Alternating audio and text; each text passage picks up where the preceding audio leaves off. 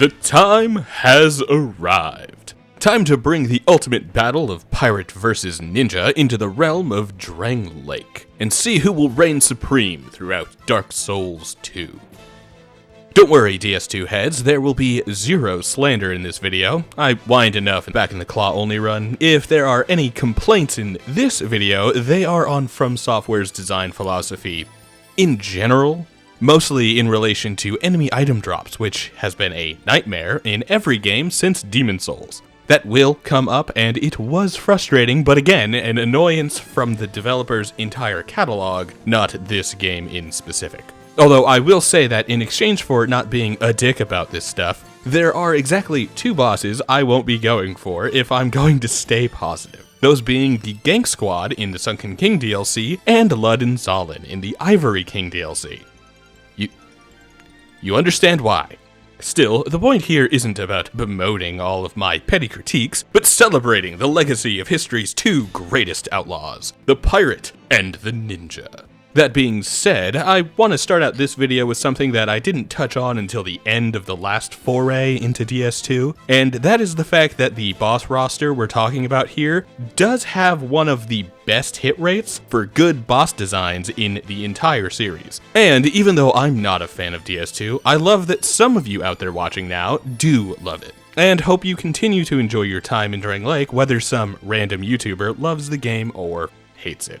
So, without further ado, let's get into those runs with gusto. Not a ton of prep to do for either the ninja or pirate today, since the opening sections of DS2 offer a few options for the paths to take, but there's no master key equivalent to open up the whole map without fighting any bosses. So we can pick our starting class and skip right to the first boss. Full disclosure, I'm really not sure what the intended path in DS2 is, so we're starting with Last of the Giants, since that kinda feels like the easiest place to start, but I'm not really sure. Alright, for our resident ninja, Hattori Hanzo, we're starting off as the Explorer, because this class opens up with a dagger and has an outfit that resembles an unassuming foreigner heading into an unfamiliar land to see what discoveries can be made.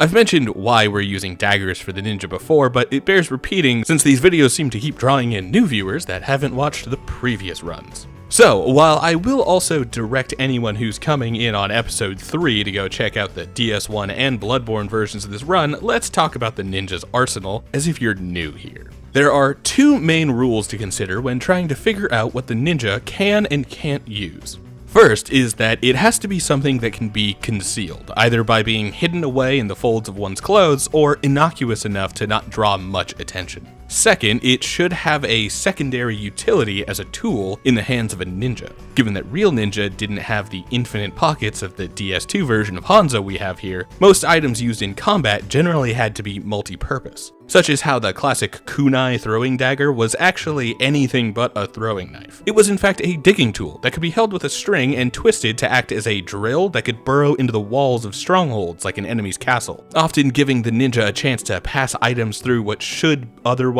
be a solid wall, or store any tools needed for a future infiltration. As such, we've chosen to take a dagger into the fight against the Last of the Giants. In this case, we're more attempting to emulate the shorter, sword-adjacent weapons of the ninja's arsenal, either a tanto or a wakizashi, both of which would be available for a ninja. So, how is the dagger against the Last of the Giants? Well, it's a weapon that does damage against the mechanically simplest boss in the entire game. Which is to say, dagger go burr, I guess. In the case of our resident pirate, we have Cervantes. Named for my personal favorite fictional pirate from modern media, Cervantes de Leon, from the Soul Edge/Soul Calibur franchise. Could not tell you how excited little Proc was back in the day when he made the transition from final boss of Soul Edge to an actual playable character in Soul Calibur. Through the roof, in fact, and Soul Calibur 3 still remains as one of my favorite fighting games of all time, thanks to Cervantes' cheap-ass moveset in that game.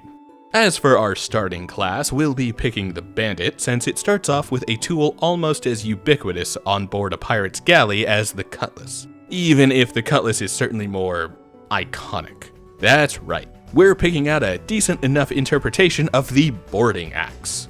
These were likely more of a hatchet than the broad battle axes we'll find later in the game, but the hand axe we start with works out pretty well for the look we're going for.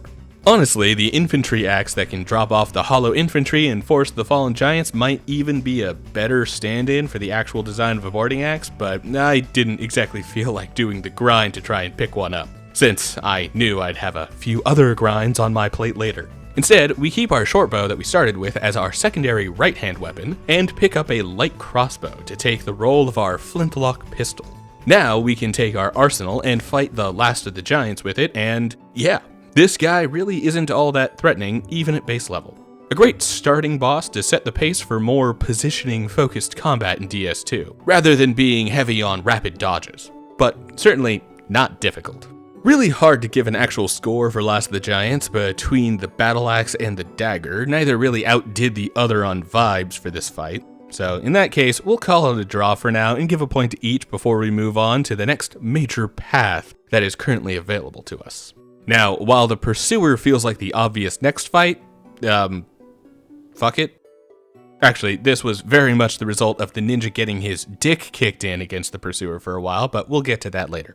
For now, Hanzo will use his new dagger to fight his way through Hyde's Tower of Flame and eventually make his way to the Dragonrider. The only real item of note to find here is the Ring of Binding, which we'll also be grabbing for the pirate eventually, but we'll also be using plenty of human effigies in both of these runs when we need to, so it's really not going to be the most important part of our toolkit. Which then takes us directly to the boss, I guess. In this case, while we can use the normal Dragonrider cheese to get him to walk over the edge, these runs are a test of the tools at our disposal, not our ability to cheese. So we go for a legit fight against the Dragonrider. And what do you know, he's almost as easy fighting legitimately as he is when fought with cheese. Barring some wonky hitboxes or some ill-timed dodges on my part, Dragonrider really can't stand up to some light strafing. Almost don't even have to dodge in order to stay out of the danger zone of most attacks. I'm almost pleasantly surprised to see that the dagger is also doing some pretty considerable damage here. That won't be lasting for long, but it's a little more complicated than the standard drop-off you might be expecting. As Cervantes enters the Dragonrider fight, the hand axe continues to be a fairly competent weapon. And Dragonrider also continues to be extremely easy. Almost makes it crazy that this boss even has a cheese method. Guess it makes sense for speed or challenge runs that are either trying to get through this fight quickly or without a proper weapon. Either way, when we've got a real weapon to rely on, this fight is over before it can really start giving me some real flack. Honestly, this is another one where when going on pure vibes, it can really be hard to determine a winner based on which fight felt better, you know? Both the dagger and the hand axe do well enough to work, and the builds are so early that I really can't feel enough of a difference in real time to actually tell which fight is better or worse to get through. That being said, we can instead go back to our tried and true method of checking back the tapes, and timing the fights gives a strange bit of insight. The dagger actually manages to out-DPS the hand axe, beating Dragonrider a full 30 seconds faster. That's shaving 25% of the fight off with the dagger over the hand axe. So yeah, a very surprising point to Ninja for the better DPS, thanks primarily to a faster moveset that is able to get in multiple attacks without much issue, especially compared to the much slower Pirate at this point in the game. Next up, we have the Flexile Sentry and Skeleton Lords, who will be dumping together into a single entry and score, partially because we've got plenty of points to go around with DS2's 40-some-odd bosses, but also because our two fighters tackled these fights in opposite orders. Additionally, getting access to both of these areas as a result of having killed Dragonrider means that we can start doing some major grinds to get some more weapons and armor for both Hanzo and Cervantes. Starting with Hanzo, we've got two major grinds. The first is to head into No Man's Wharf and hunt down some familiar enemies. Namely, we're heading up towards the end of the level in order to fight the Suspicious Shadows. We've already gone over the specifics of this grind back in the Claw run, since this was a requirement to get our first Claw. But for Hanzo, we're here to find the new outfit for him, the Shadow set. For now, we're mostly looking for the top and maybe the gauntlets, but we can find other options for the pants and can hopefully find a hood or a helmet for him later on. This is actually a great point to address a comment we got back in the Bloodborne Pirate vs. Ninja video, specifically in response to my assertion that the most common color for ninja of the Sengoku or Edo period was blue. A viewer points 2 reasons why black might be preferable to blue, those being that the darkness of black clothes would be as invisible during night infiltrations as dark blue, since the light levels would be so low. Second would be the fact that the development of black dye would have been much more convenient than blue dye.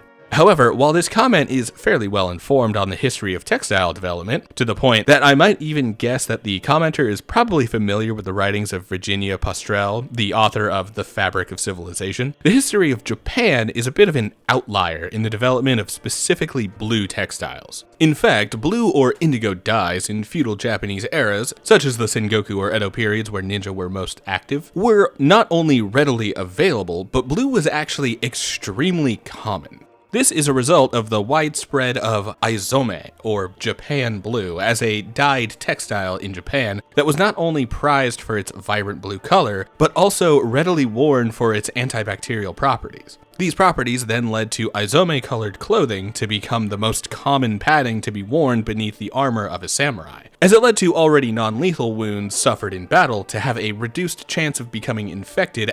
Some textile merchant families even developed very flashy stitching and dye patterns with these aizome dye colors, which were regarded as a status symbol among wealthier samurai. Likewise, blue had become so ubiquitous that the Shoninki, a prominent ninja training manual, includes the color alongside black, brown, and tan as the most common clothing colors that should be worn when attempting to hide in plain sight. So while yes, black would certainly be a useful color of clothing for avoiding detection and obscuring a ninja during late night infiltrations, the idea that black would have been easier to find in ancient Japan simply doesn't match up with the actual historical context of the country. Additionally, while various texts like the Shoninki, the Bansen Shukai, and Hattori Hanzo's own scrolls do make mention of many textile colors, including black, blue, and even white in order to distract close-quarters enemies, many of the pieces on display in the Iga and Koka ninja museums, the birthplace of what we now know as the ninja arts, are blue, and the Iga museum itself specifically calls out that most of these uniforms weren't black at the time.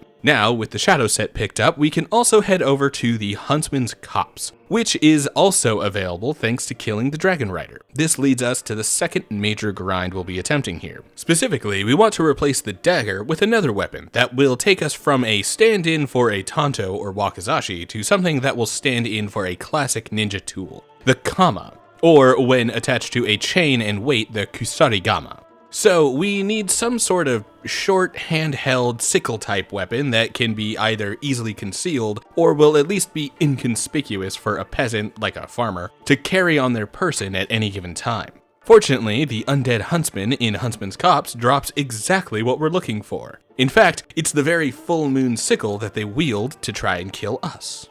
Unfortunately, we need 2 of these, for various reasons, but the biggest one being that power stancing is cool. And so if I can get 2 of any weapon, then I will get 2 of that weapon. Altogether, gathering this equipment takes a full day of grinding. Roughly 12 hours, although that was split between the 2 grind spots and attempting some bosses and my sparse life outside of working on these videos. So it wasn't necessarily 12 uninterrupted hours of killing the same 5 guys over and over and over again, but it was still pretty abysmal as far as grinds goes.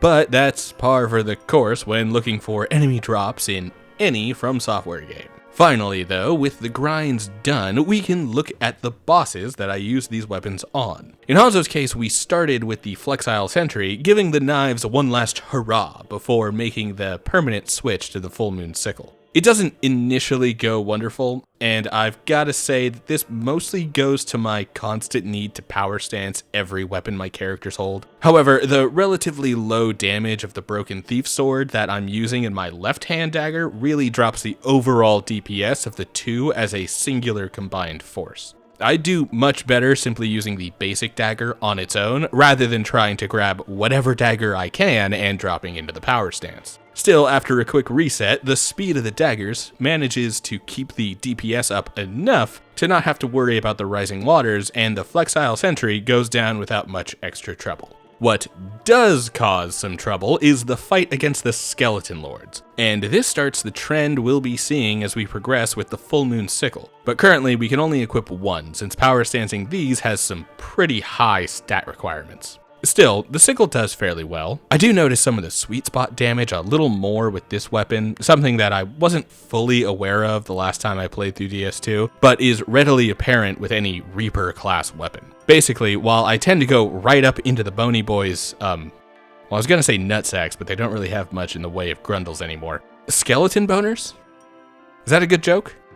Is it 2005 and my audience is mostly 12-year-old boys? Good enough. Anyway, getting too close doesn't really give us the big damage we really want with these. We want the point to be what stabs into each enemy in order to get the most out of our attacks. Also, this weapon's combos have a deceptively short range, and the secondary R1 pulls back in an odd way that leaves a lot to be desired. Fortunately, comboing from R1 into R2 keeps our range consistent and can kill most of the skeletons with the 2 consecutive hits. So, this becomes a long fight thanks to the need to keep from getting overwhelmed by the army of skeletons, especially trying to not get caught by the stupid bone wheels that do manage to kill me once, but altogether the weapon does fine and a level of patience wins the day. Alright, that was a long explanation for how the ninja got through these 2 bosses and areas.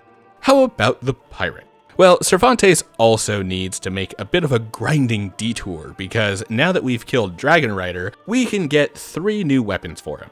First is the Ricard's Rapier, which unfortunately doesn't hit the classic cutlass design favored by pirates, but it does still work as a competent weapon during the Age of Sail. These types of thrusting rapiers would specifically be very popular with French sailors, who during the 16th and 17th century made up a relatively large portion of the privateers sailing in the Americas, generally attacking Spanish port towns and the highly valuable treasure ships. In fact, it's from the French privateers that the term buccaneer actually originates from. The root word is boucan, a type of barbecue meat that became popular on the island of Hispaniola. Specifically, it was the Spanish settlers on the northern stretch of the island who had been driven out when the governor's attempt to stamp out crime in the area, as well as trade between these Spanish settlers and the French interlopers, sent them out in the wilderness nearby the town. As a result, these ex-colonists would instead hunt the cattle on the Hispaniola hinterlands, mostly beef, though some contemporary sources point to wild goats and even boar being common prey for these hunters, who would then smoke the meat for preservation and sell it, once again to the French interlopers. Legend says that their name actually comes from how they'd haggle for price, selling off barrels of the meat for nearly 100 pieces of 8 each. But the less calorie-dense and therefore less desirable cuts would be sold for cheap, especially the parts left behind on the head after the very lucrative cheeks had been removed for the guanciale. Cheapest of all were the ears. In fact, it would only cost about $1 an ear. Everything after legend says was part of the joke, by the way. The actual name is really more like calling these meat smokers boucan sellers or boucaniers, though the French pronunciation at the time would be much closer to boucanier, and as the name passed around among the Spanish, French, Dutch, English, and Portuguese sailors trading in the area, the boucanier eventually became known as the buccaneer, who used the money they made from selling their boucan in order to buy enough weapons and ammunition to become a legitimate fighting force of their own. Anyway, after picking up Ricard's rapier and killing the giant basilisk guarding it for the 3 large titanite shards it drops, we will actually be farming this for shards pretty frequently in both playthroughs, by the way, so anytime I swap weapons, know that I came back here to get everything up to +6 right away. We can also head to No Man's Wharf, where we have a pretty tedious grind to attempt. We also are able to pick up the Lucatiel set from the merchant in Majula, for no particular reason. The grind we're here for, though, is once again to kill the suspicious shadows, because they have a chance to drop a weapon called the Shadow Dagger, which is basically a broken cutlass, like straight up. This might actually be the closest we'll ever get to a true cutlass across any of these games, from Demon Souls to Elden Ring. 7 hours for a broken cutlass. Was it worth it? I mean, yes and no. The Shadow Dagger is a pretty good dagger on its own, but at this point I start power stancing it with the Ricard's Rapier, and Yeah, this is not a great combo. Like, the damage per hit is pretty good, but the speed of the attacks is way slower than using either weapon independently, and either the rapier or the dagger's basic attacks are the better option most times. As for the drip, yeah, I'd kill for a fit like this. It's about as accurate as Dark Souls is ever going to get for anything that could be construed as belonging to the Age of Sail. Granted, similar to how we looked at misconceptions in ninja garb, we can also learn a little bit of the iconic look of the classic pirate, and specifically the source of what we consider to be the pirate look from pop culture thanks to modern media like Pirates of the Caribbean. But most importantly, it's the artwork of American painter Howard Pyle. While Pyle was drawing a fairly accurate depiction of historic clothing, the fashion would have been closer to a 19th century Spanish bandit rather than a 17th century sailor. So it technically made even more sense to start as the bandit in this run, given the actual source of the iconic pirate look. Not that I knew that when I picked it. Finally, on the discussion of grind, we need to kill some of the Varangian archers in order to acquire the sea bow. I know what you might be thinking, something along the lines of, aren't the Varangian more of a Viking aesthetic? Why take one of their weapons for a pirate? Or maybe even, but pirates didn't use bows and arrows. However, that is historically muddled on both accounts. For one, Vikings were essentially a different kind of ancient pirate. Though certainly not the mast and cannon type we expect from the golden age of piracy in the 17th and 18th century, many Viking battles did take place out at sea, even if they mostly did their fighting on land during high-speed bloody raids. Second, though, is that many pirates from the Age of Sail did in fact use bows. One notable example is Sir Francis Drake, whose crew consisted of both gunmen and bowmen, with David Cordingly's writings in Under the Black Flag specifically calling out Drake's use of bows in his attack on Nombre de Dios,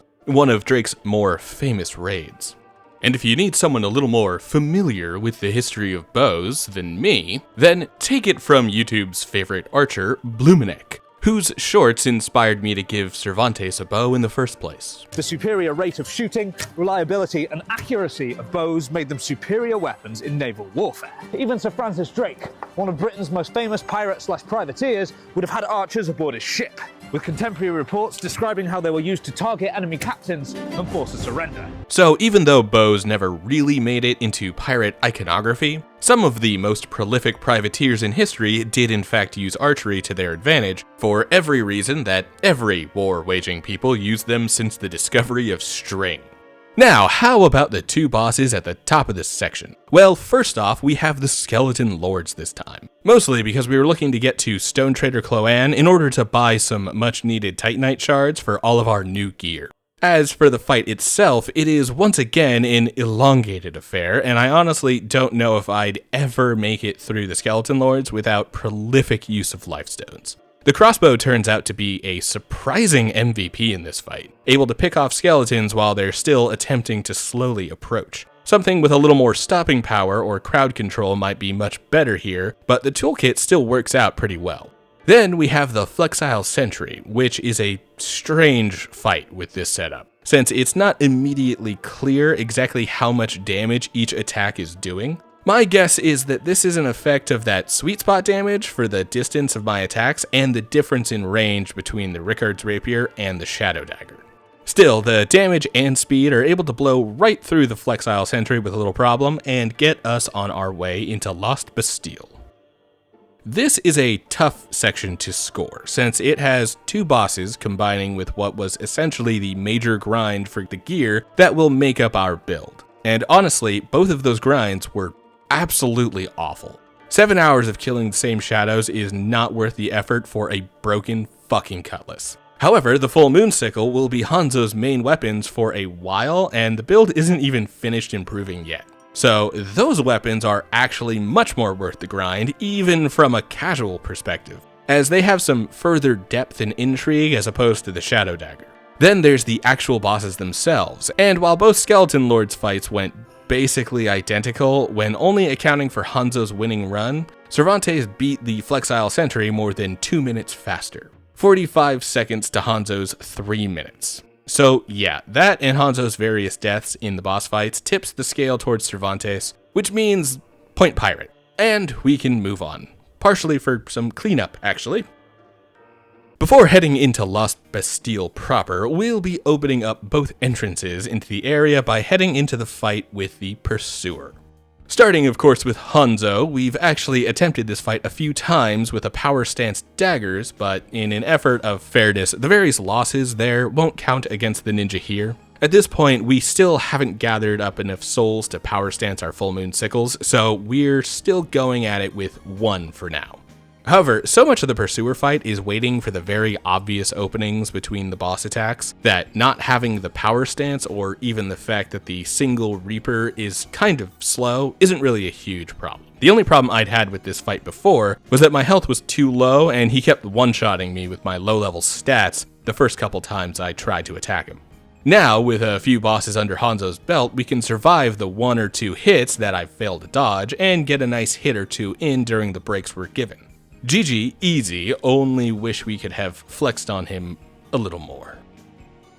So, interesting note about thrusting swords. Turns out they are surprisingly good in DS2, which is great since DS1 has had me so negative on rapiers that I didn't give them a try in any other FromSoft game until like Elden Ring. And even then, it was more of when I'd run out of other weapons to run in that game, not because I actually believed they could be good. In that case, yeah, gotta love how absolutely dominatingly powerful this weapon type is against the Pursuer here. Once again, GG easy. Still wanna properly flex on him even.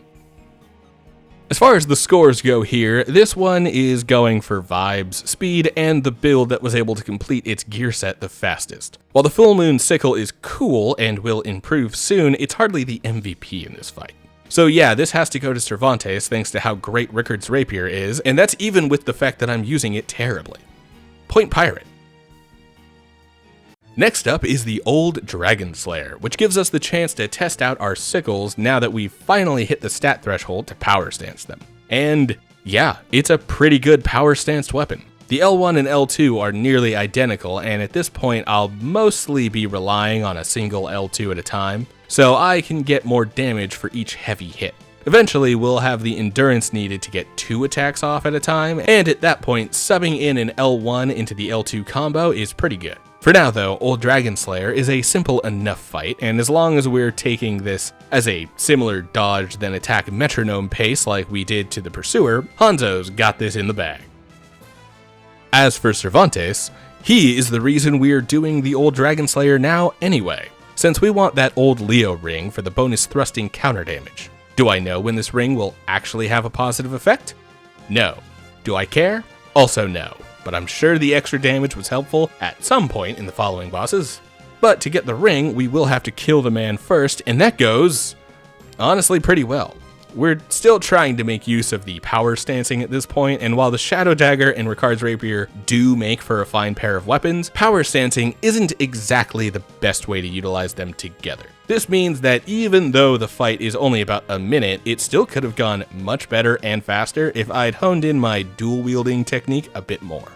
While this wasn't exactly a bad showing for Cervantes, my own learning curve with DS2 is really being showcased here. Specifically, I'm trying to make any 2 weapons work as a paired set together, instead of trying to actually find a pair that properly works in tandem. As such, the dual Full Moon Sickles make for a much better pairing, since they don't suffer quite as much from the heavy stamina cost and slow combo speed of the power stancing as the Rapier and Dagger combo do. So yeah, at this point, that's going to be a point for Ninja, and things are probably going to be in his favor for a while. Especially since our next boss fight is to pick up something to improve his build. You know, there are some bosses that you appreciate in theory, and even when you have a pretty tasty build going, everything might mesh really well for a satisfying fight. This is not the build to get those good brain juices out of Executioner's Chariot.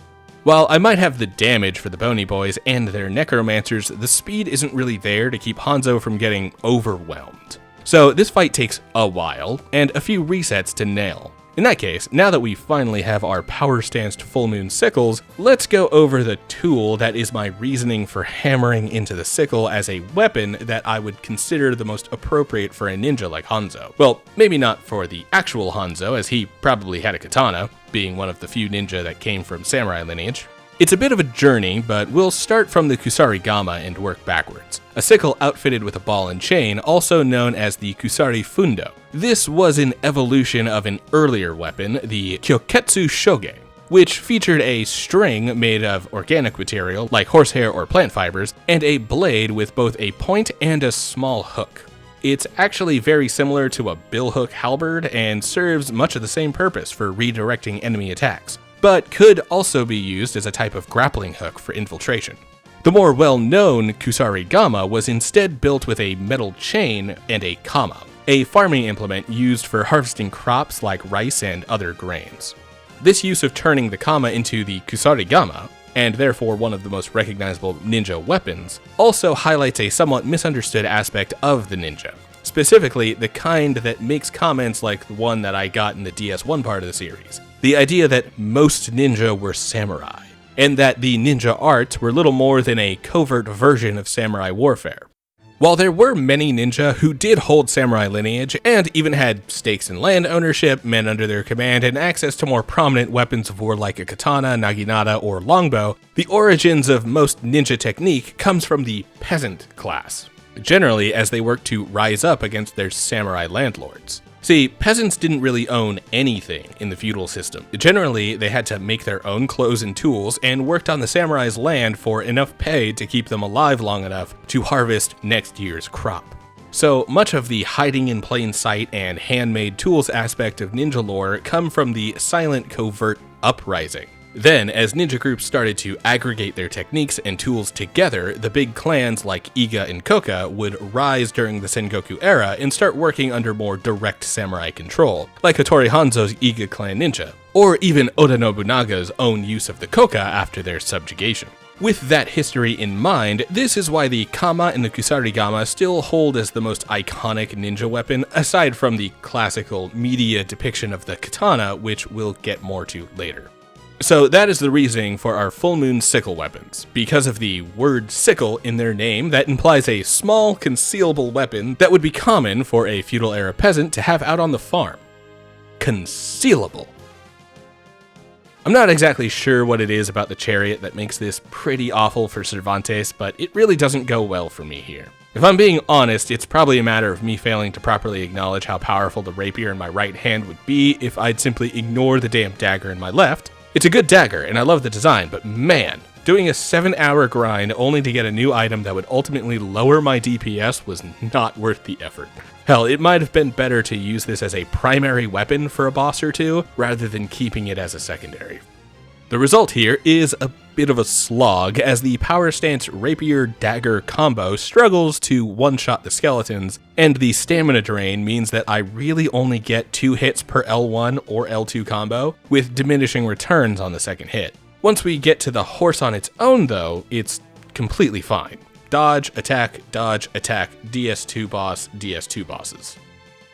This one is kind of a close call as far as who deserves the point, but considering that the full moon sickle continues to be a much better tool for the power stancing, Hanzo is probably going to keep having a better time as long as that's what these two are competing with. So yeah, point ninja and my own playstyle is probably going to start really hurting our pirate's chances for a while moving forward. And Hanzo has reached peak status. Seriously, Lost Sinner really is one of my favorite fights in this game, and she really pushes this build to properly learn her moveset. Too much greed will absolutely destroy me here, as the Sinner's propensity to jump backwards and then charge forwards for some deadly thrusts means that missing a hit will spell disaster for me. Really keeps the blood pumping, you know? It's what I like in a good Souls-like non-gimmick boss. As for how well the fight goes with these weapons, well, not surprisingly, 2 really powerful Reapers are a powerful tool. Especially now that I've picked up the Crest of Blood ring after finishing off the Executioner's Chariot, and have the Shadow Gauntlets on. The result is that after only a few hits, we can get a sick bleed me on the Lost Sinner. We even get a second one right before the end of the fight, but it is kinda hard to tell in this arena since it's so dark when we get the bleeds off. Now, this feels like a wonderfully thematic fight for the pirate, considering the era that this mask comes from, and the most notable tale of a prisoner strapped into such a device. Yes, the man in the iron mask, which From Software is no doubt a big fan of, considering that the Lost Sinner is a depiction of this notable prisoner, and the prisoner in Elden Ring also wears a similar headpiece. Although that one can at least be taken off at will.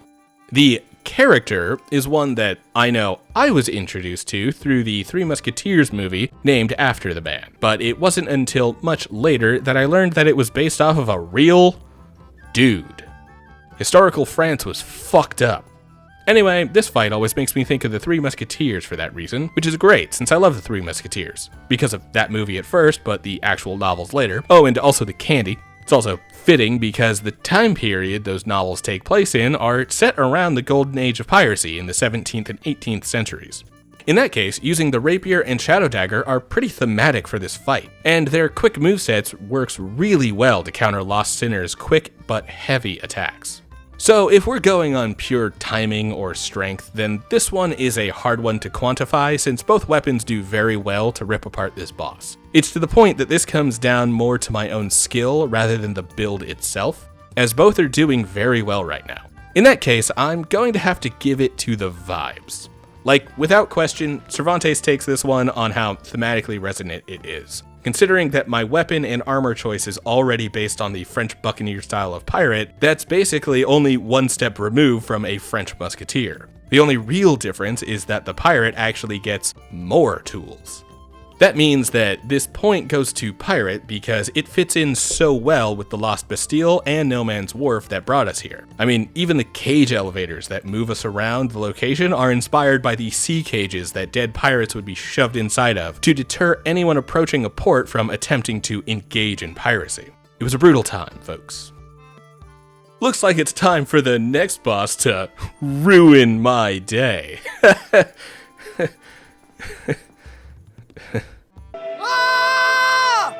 Now, this fight's pretty fun. Granted, I'm not sure how bleedable the Ruined Sentinels are, and I really didn't notice if I managed to get any bleed me's on any of the three bosses. That being said, as long as we can keep all three Sentinels separated for any amount of time, the fight isn't too difficult. The problem comes when we drop to the ground with the second two at the same time. But even then, ONS, this is not. And we have a pretty easy win on our hands. Yeah, basically the same thing I said as the ninja, but with a rapier. There's a lot of bosses coming, and we're going to have to rush through some explanations if we want to get to all of them. Yeah, really not much to say. The fight is kind of a gank, but it's easy enough to keep them separated, so point to both since neither build really struggled too hard here.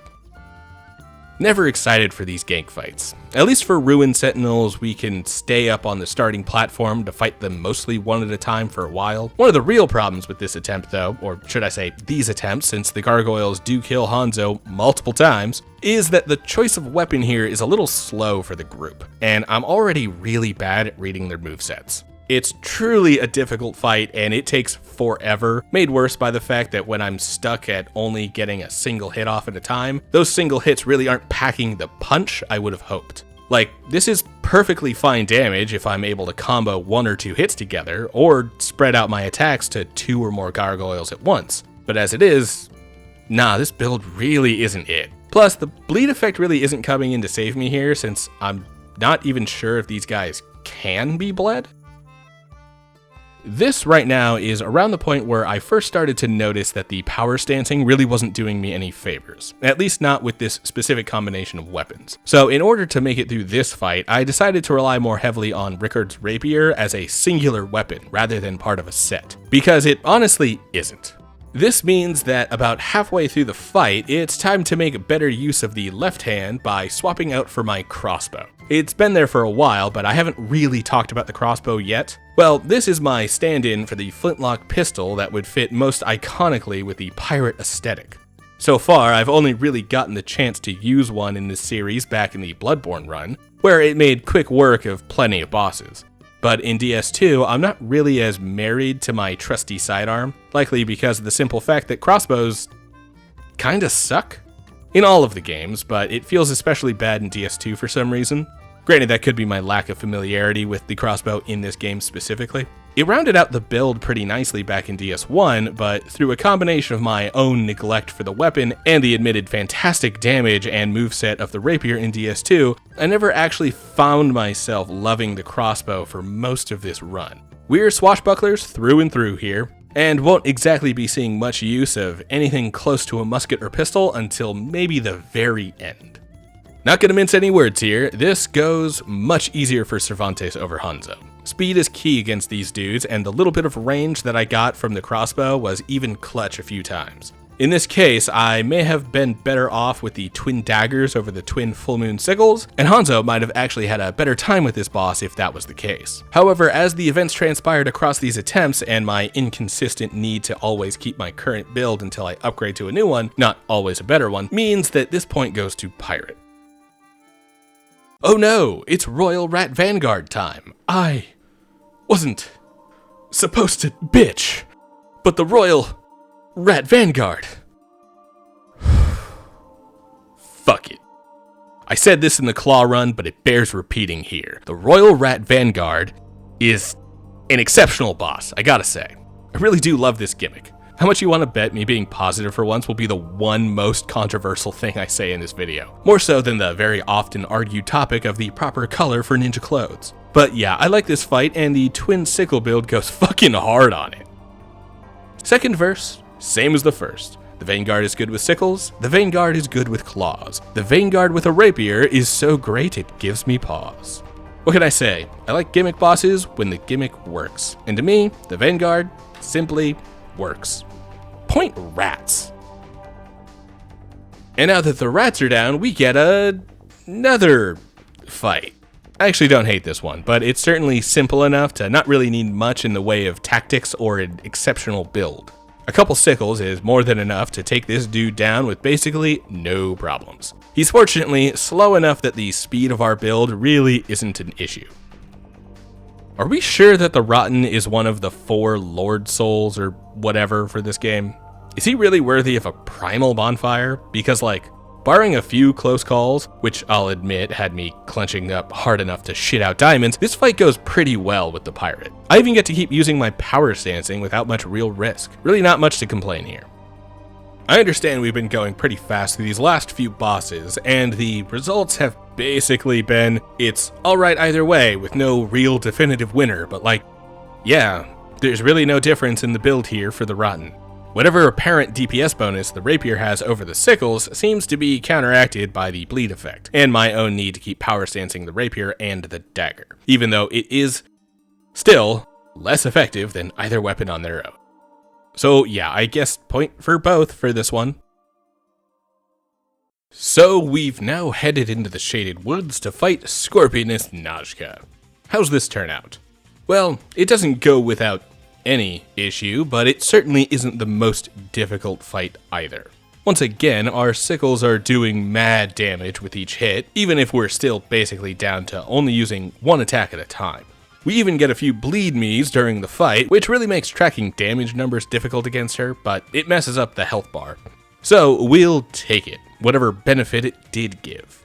Either way, she isn't really much of a problem, and as long as we're patient and careful not to get stabbed by the tail too much, we're through with little extra effort.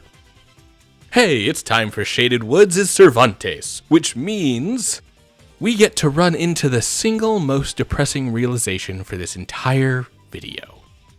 Hell, possibly even the series as a whole.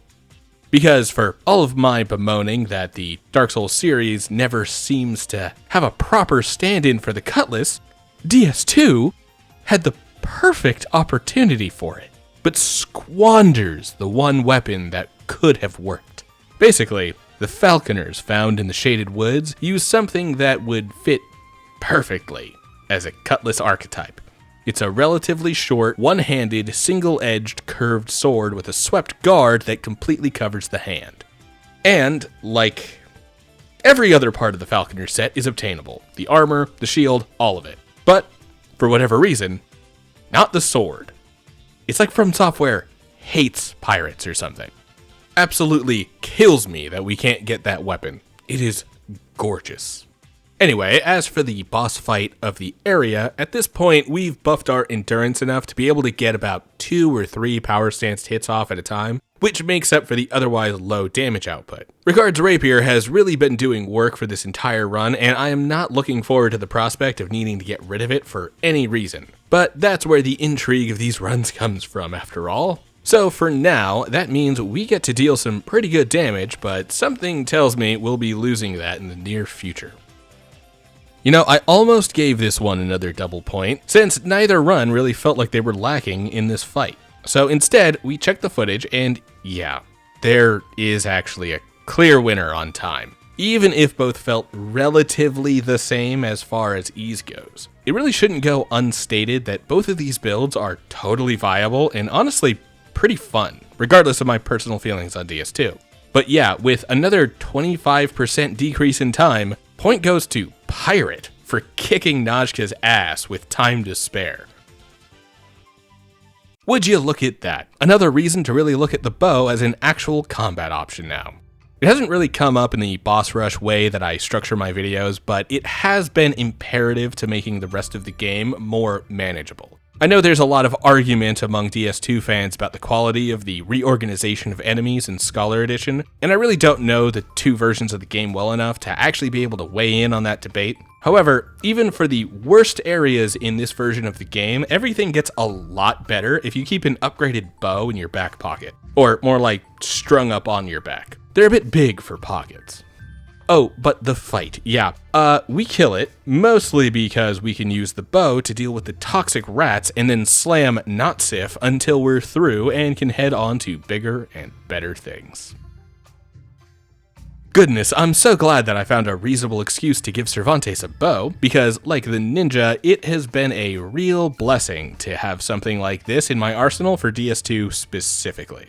Not sure if I'll be using it in future runs, but I needed all the help I could get to make it through this game. This boss fight being a great example of why, because the use of the bow helps us take out the toxic rats again, and then leaves the fight as a one-on-one. Granted, even when it's us against Notsif alone, this fight isn't exactly the most exhilarating or fun. Rat Authority is still a strange inclusion in this game. A rare L for DS2 boss design, and yes, I mean that. DS2's boss roster is usually great, but this one really spoils the curve. Anyway, while both fights go fairly well after getting rid of the toxic rats, this one is going to be a point for Ninja. The overhead strikes of Hanzo's sickles makes it a lot easier to hit Notsif from any position underneath him, whereas Cervantes' rapier would often miss if I didn't aim exactly at the leg every single time. To be honest, this is exactly the situation that Hanzo would not want to be stuck in, fighting off an entire group of people all at once. That being said, a real ninja would have plenty of tools to get out of this type of situation. Caltraps for slowing down chasing enemies, smoke bombs to break line of sight, blinding powder to disengage from nearby enemies, various types of torches and other incendiary weapons. If only FromSoft had the balls to actually give us half of the real ninja tools that could allow us to do all of this stuff. And I don't mean only in Sekiro. Well, the alternative method we have available instead is to go full sicko mode and slaughter these fools like the legends of covert agents of the Sengoku period would have implied, as a form of intimidation, of the master infiltrators that could arrive to a castle and slit the throats of a samurai's entire family before the sun rose without anyone even knowing they were there. Interestingly enough, this is actually a completely normal fight for Cervantes, although a real pirate would probably have some backup with him. Also, before the actual fighting started, we'd have used our broadsides, muskets, and blunderbusses to whittle down the starting line before we ever even boarded. A famous example of this going to England's premier privateer, Sir Francis Drake, and his takeover of the Spanish galleon, the Conception. The fight for the Conception, in fact, was over after a mere 2 minutes from the start of firing to the captured ship surrendering their booty, as well as whatever treasure they might have had on board. We're getting a lot of mileage out of that one today, huh? Neither build really ran into any trouble against Magus and the congregation. Once again, Hanzo's vertical attacks meant that he had a slightly easier time against the 3 enemies crawling on the ground. However, Cervantes had the benefit of being able to quickly pull out his crossbow to clean up the remains, as well as backstab the priest for a near one-shot kill. Comparisons being said, both managed to beat the group in under 2 minutes, beating even the timing for Drake's conquering of the Conception. So why not hand it to each build? Points for both. The Spider Boss. Yeah, Freya should be a bit of an Achilles heel for Hanzo, considering that it takes control of one of the classic ninja's greatest strengths, their inherent aura of fear, from even whispers of their presence in a samurai lord's province. So having to fight against a giant two-headed spider, clearly I've lost the only advantage that a ninja really has against the monsters of this world. That being said, the real problem here isn't even Freya herself, but the little spiders running around the arena. Combine this with the fact that half of her attacks shake the ground and slow us down in the process, and this becomes quite a difficult matchup for Hanzo. Still, the normal strat works out, swap between heads, and try not to get overwhelmed by all of the adds. It gets hairy, and some attacks hit her armored body even though they look about as clean as hits that slam her right in the face, but we still make it. Now, while pirates certainly had plenty of tools at their disposal, cutlasses, pistols, boarding axes, cannons, and all that, they shared one primary tactic with the ninja, that being the use of an aura of fear that would precede their specific arrival. The most successful pirate to maintain this air of fear was naturally the one all of you probably recognize as the most notorious pirate of all time in the lore, history books, and pop culture iconography, Edward Teach, aka Blackbeard. It is said that Teach would grow out his facial hair into long strands and braid them into a wild mess, then stick slow-burning matches into his hair and light them on fire, so as to give his face the visage of a man rising from hell itself.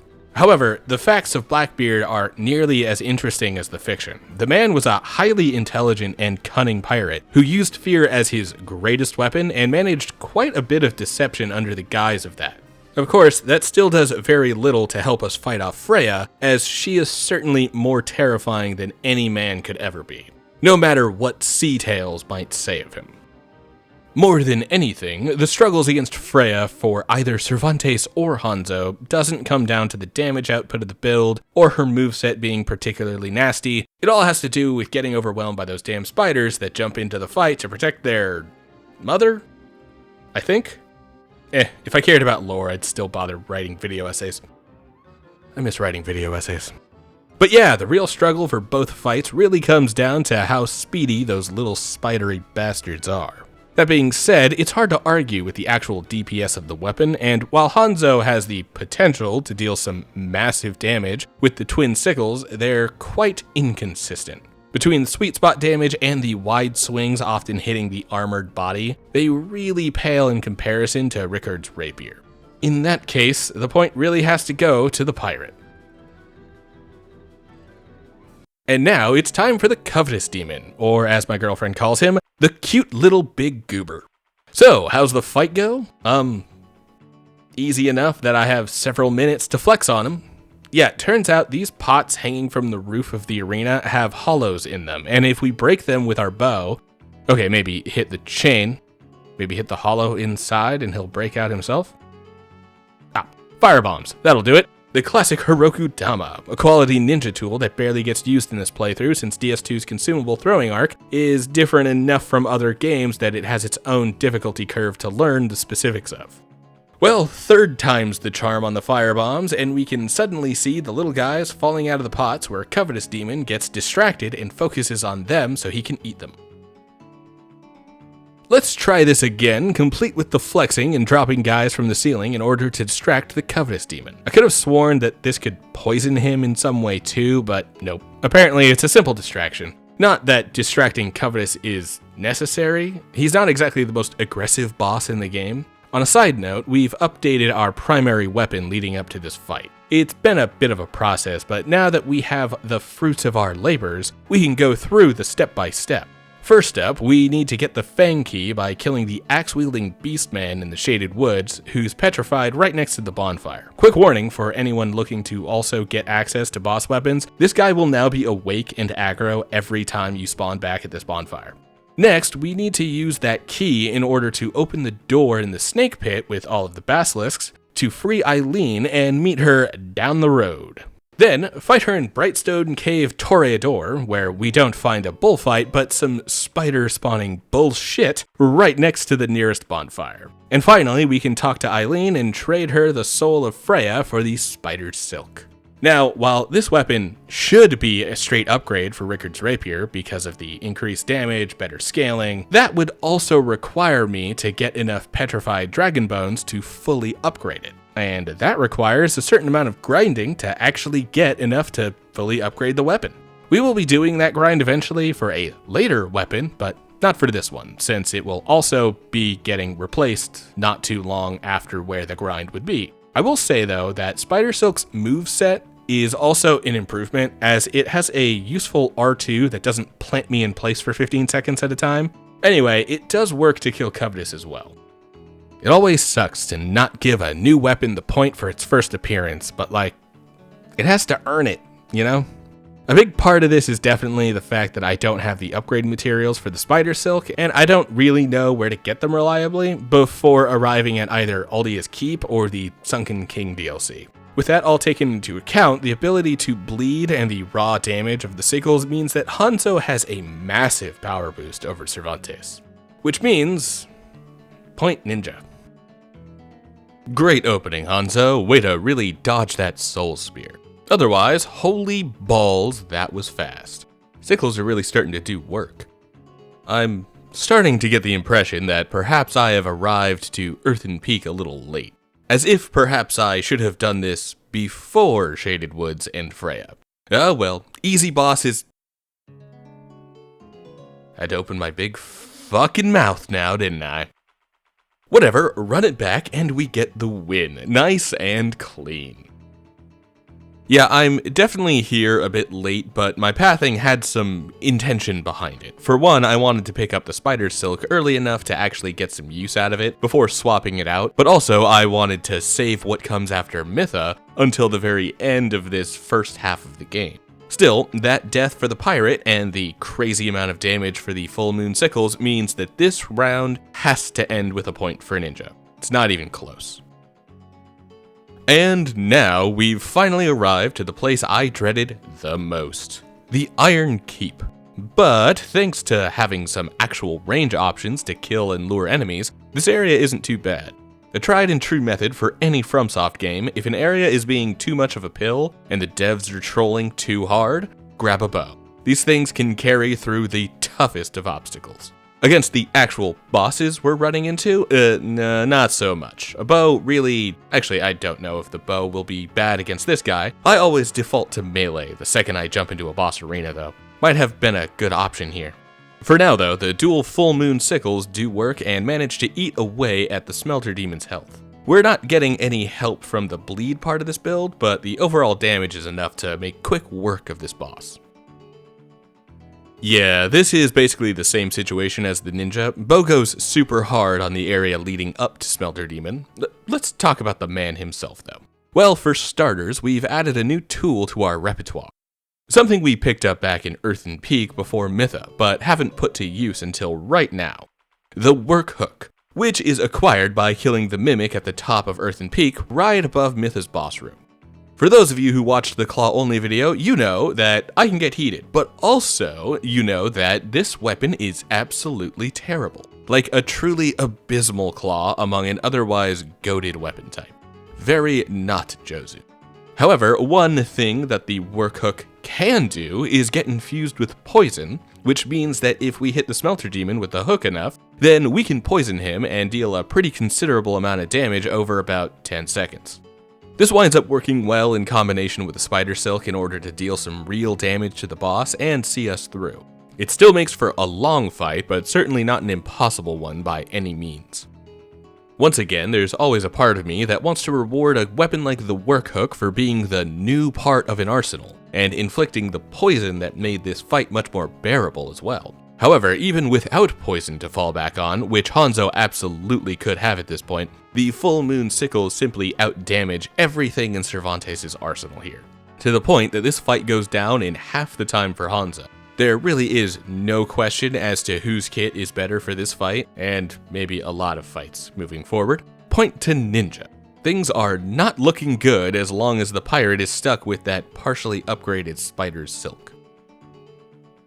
And we get a quick detour before our next boss. Hanzo and Cervantes would like to share a little help for how to kill those pesky pursuers. Is this you getting killed by pursuers everywhere they appear because it's basically a boss health bar on a random enemy in a random arena that you weren't prepared for? Well, stop getting your dick kicked in and give pure poison a try. Don't know how to deal pure poison damage with only a melee weapon? Well then go on and head down to the Things Betwixt and ask these two ogres if they know the Mind Goblin.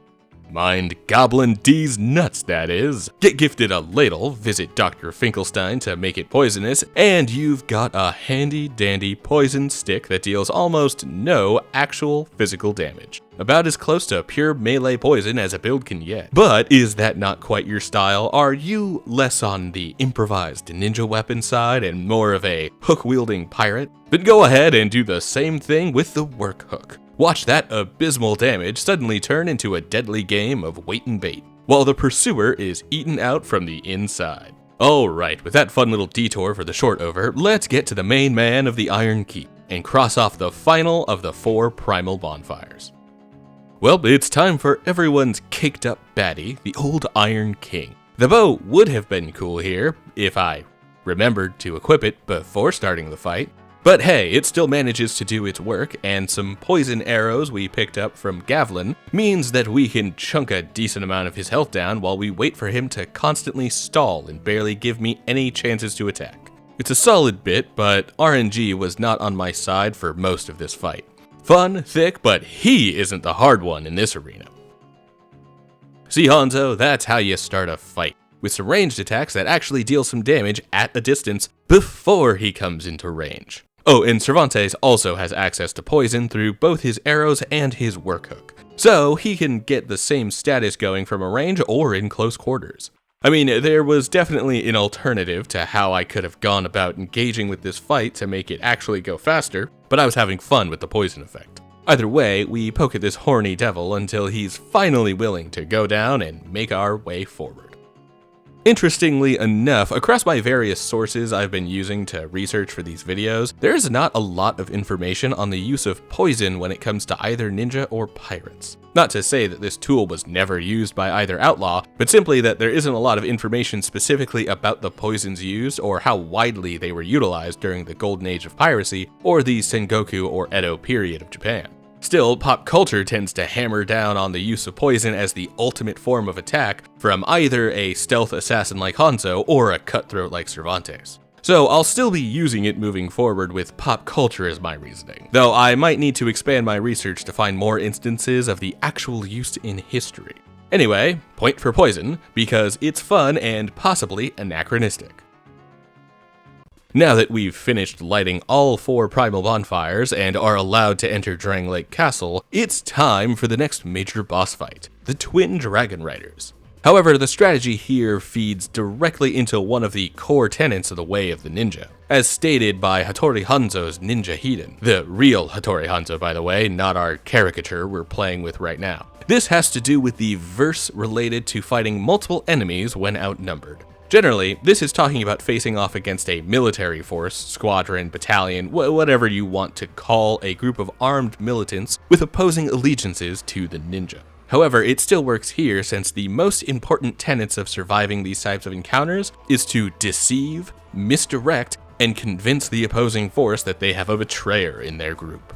Which is exactly how we convinced the first Dragonrider to knock the second one off his perch. After that, it's like clockwork. Spam L2 and nearly 2-shot the first Dragonrider. Really not sure where my damage went on that second hit, but whatever. And then we've done the regular rider fight before already, and this isn't much different from that. When fighting out on sea, there were many tactics that could lead to victory for a pirate. There's attempting to go for a quick kill from a distance with long guns, or possibly even sniping captains and officers with a bow. However, a tried and true method was always to deceive. Sometimes that meant flying a fake flag until the approach, before blindsiding an enemy ship with a full volley from the broadsides. One of the most interesting is the method employed by Drake in the aforementioned sacking of the Conception, in which Drake had his men drag objects behind his own ship in order to give a false sense of its speed, before cutting the ropes loose and charging at full speed to deliver a decisive blow in a matter of minutes. And so, like the pirates and privateers of old, we use similar deceptive tactics to get the main Dragonrider to knock his archery brethren off his pedestal and quickly whittle this 2-on-1 into a mano-a-mano duel. I know that means hand-to-hand technically, and we're going halberd to rapier here, but it sounded cooler that way. But some sweaty nerds in the comments had to be in there smearing Cheeto dust on an undisclosed liquid of a certain thickness all over his keyboard to tell me, actually... See what you do, nerd? Have you ruined the bit? Do you feel good now that you've been a pedant? Yeah, I thought not. Go wash your hands and drink some water. Actual water, not a soda. I don't care if it's diet. Yeah, that damage really doesn't lie. I can cover up the closeness with quick cuts and fancy stories about historical pirates and ninjas, but at the end of the day, this competition is mostly one of numbers because vibes might be a bit off, but numbers don't lie. The Twin Full Moon Sickle build is eating up the late game. It'll be hard to imagine the pirate gaining any kind of lead as long as he's stuck with the unupgraded Spider's Silk. Point Ninja. After making it through the castle and getting invaded by the same fucking salty bungus as in the Claw Run, I mean it. It was the same fucking dude. He invaded me before I could even get to the bonfire to burn an effigy. I've been burning these fucks to avoid this the entire fucking time, and this son of a bitch... Well, I didn't give him the satisfaction of killing me. Fuck you, salty bungus. I hate you and everything you stand for, but not enough to actually show your real username, because that would be fucked up. Anyway, Looking Glass Knight. I don't know, I'm still in a bad mood from being invaded. He dies, whatever, moving on. Okay, been a hot minute since the invasion, which is to say the rest of the ninja playthrough and everything challenged by the pirate until now, so I've calmed down a bit. So, Looking Glass Knight. You know, he might be a knight, but he's really the king of atmosphere, with this boss arena at the top of a castle with the rain pouring down on us and lightning flashing in the background, only for it to strike his sword and buff the boss's attacks. Absolutely sick, and as a pirate, it almost felt like playing through the final act of At World's End, the third Disney Pirates movie, which was also one of my favorite sections back in Kingdom Hearts 3. Wonder if I can find another way to get that game on this channel somehow. Only in a way where folks might actually want to watch it. I'll figure something. So I really didn't talk about the actual fight, mostly because the fight is pretty simple, even if the hitboxes means that simple doesn't always equate to easy. As such, there's little that the builds will really do to impact this fight, aside from the fact that one of these builds has numbers that go a lot higher than the other. In that case, let the difference in how both builds handled the NPC that gets summoned in the second phase explain exactly how well this went between the two fights. Yeah, the numbers looked like they should be in Hanzo's favor here, but Cervantes actually has consistency and aim on his side. While the sickles deal way more damage, the top-heavy swings hits the knight's shield a lot, and the slow attacks means that getting ganged up on is almost a death sentence here. For a bit there, I was ready to give this fight to Hanzo because of the raw damage, but after watching the footage more closely, this has got to be a point for Pirate due to better mobility and utility. Shrine of Amana with a bow is kind of a joke. I'll say it 1,000 times more before I'm done hyping up this weapon type, but if you're having trouble with any specific location, except for Unicorn Dick Punch Land, then bring a bow. You'll be surprised that some old school WoW raiding technique with some enemy pulling and decent range damage will do to make these places a breeze. It doesn't do much for a speedrun, of course, but that's not what we're worried about here now, is it? But we're less worried about locations and want to talk about bosses, because that's kind of the format for challenge runs. Which this is, in so much that I'm forcing myself to engage with stuff I don't like, not because these builds are very difficult on their own though. In that case, let's talk the Demon of Song. Well, it's a pretty simple fight with an interesting gimmick, kind of like a water variation of Iron King's gimmick. The only real problem here comes from the hitboxes and moveset of the sickles, which attack vertically from above. We saw the troubles that this caused back in the Looking Glass Knight fight, and given the upper lip on the outer frog part of the enemy, that wonky attack causes even more issues here. Still, it isn't enough to put us down forever. Well, and it would appear that my use of the French buccaneer as the stand-in for our pirate has been rather thematic for DS2, as Shibuya and Tanemura even saw fit to serve us up some frog's legs. Side note, if you ever get a chance to try even moderately authentic frog's legs, or escargot for that matter, do yourself a favor and dig in. Getting them from a French restaurant in high school and actually taking the leap to try them opened up my little picky eater heart. I mean, I'll still turn down most things with mayo or mustard on them now, but I'll give almost anything a try at least once. Also, with the reference to the French sailors that made up a large portion of the Age of Sail, I'd like to note a correction I should make from the Bloodborne video, where I mentioned the big 4 European powers that had the most impact in that time period: the English, French, Spanish, and Portuguese, with the impact of their outward expansion into the Americas and East Asia most notable by the countries that now speak those 4 languages. However, I left out the 5th major power, the Dutch. Anyway, as for the rest of the fight, this is actually a great time to mention another deficit to my build, and that is the work hook. Yeah, I know I've already complained about it, and have turned it into a status inflictor rather than an actual weapon for dealing damage, but it turns out this stupid pirate hook has an even worse problem than simply being weak and shit. Apparently, wearing the work hook reduces agility, which until now I'd gotten to 99 by leveling adaptability to 25. But I wasn't aware that I was actually working with roughly 96 agility ever since Earthen Peak. I'm bringing it up now too because this is around when I realized that something was wrong, since I couldn't figure out why my dodges weren't actually avoiding damage the way I expected, which is to say, the way it was working for Hanzo, who didn't have this stupid fucking hook on. So yeah, the drop in agility means that I was no longer at the DS1 base level of iframes for my dodges, which meant that they were not working the way I'm normally familiar with. Not the best showing for Cervantes' toolset, even if it doesn't stop me from finishing the fight. This one is really hard to score since Hanzo's sickles really have the damage numbers on their side, but Cervantes once again has better utility, both with the crossbow to get some hits off when the face is vulnerable from farther away, and not deflecting on the outside skin as much with the rapier thrusts over the sickles. So this is going to have to be another one that comes down to the exact time it takes to get the victory. And with Hanzo coming out with a win at 2 minutes versus Cervantes' 3, this looks like a point for Ninja. Guess those wonky hitboxes weren't enough to deter the raw damage.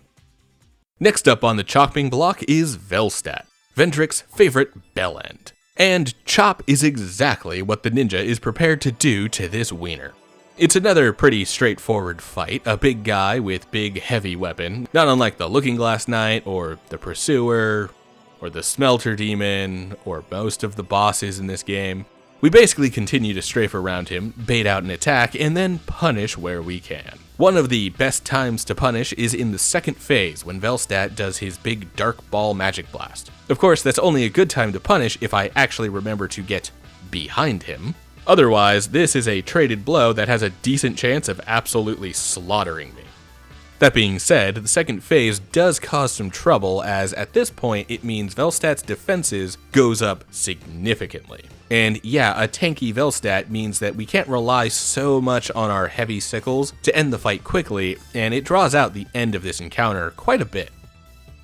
I will say, it is a bit cathartic as a pirate to go toe-to-toe with the man who's basically the head of the Royal Guard and win. Back in the golden age of piracy, Velstadt is exactly the kind of guy that the crown would have sent to hunt down pirates in order to put a stop to the cost they were levying on the colonies and the taxes that could be collected and brought back home to the crown. That being said, a lot of what is considered to be under the realm of many notable pirates in history was actually under direct control of such royals. For example, the notable English pirate Sir Francis Drake, we've talked about him already today, England's most famous privateer, was exactly that, a privateer. These were in many ways pirates in action, but not in a legal sense, as they were given either letters of reprisal or letters of marque, essentially a free pass from their home government to pester the ships of enemy nations and steal whatever treasures lay buried inside. with the expectations that they would eventually bring them back to the royal family and split the majority of the booty with the crown. The targets of these letters were generally the Spanish, with English, French, Portuguese, and Dutch sailors often working together under legal treaties in order to attack the one kingdom that had, at the time, the largest claim over the Americas and the West Indies. So, considering our foreign origins to the land of Drangleic, it's difficult to tell if fighting a royal knight like Velstadt would count as true balls-to-the-wall piracy with no allegiance to any country, or some form of privateering, depending on who actually sent us here to kill him in the first place. So, looking at the timings and the damage and all of the numbers game of it, there actually isn't a clear winner. The difference in kills is only off by a few seconds that might be more related to RNG or my own execution rather than the quality of each build. For one, the poison from the work hook actually does a decent amount of work to really hammer on Velstadt, especially in the second phase when his defenses otherwise increase by so much. I also enjoyed pulling my full arsenal against him, with the crossbow having a lot of utility against Velstadt anytime he backed away or slowly walked around the edges of the map. Meanwhile, Hanzo's fight was very one-noted. So yeah, since the numbers don't give a clear winner, we'll go with vibes, and in that case, point to pirate. Our next obstacle is the Guardian Dragon, but before we can get there, we've got a new piece of the toolkit to grab for Hanzo. Specifically, we get to now talk to Grave Warden Agdane, who will give us Dark Drift, now that we've killed Velstadt and picked up the King's Ring. However, there is a way to get a second Dark Drift, and that is unfortunately to, well,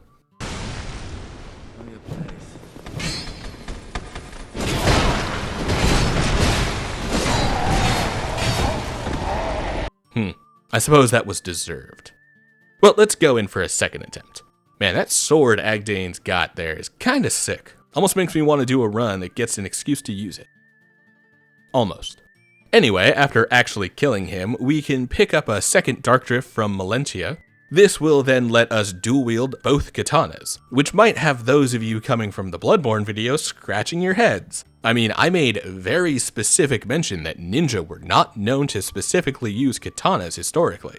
However, what they would use was anything in the style of a katana that was small enough to be concealed. This obviously meant the tantos that were our reasoning for using daggers at the start of this run, but also the wakizashi, the short sword variant of the katana, often used as a samurai's side sword, and in fact the secondary weapon used by the most notable dual wielder in Japanese history, Miyamoto Musashi.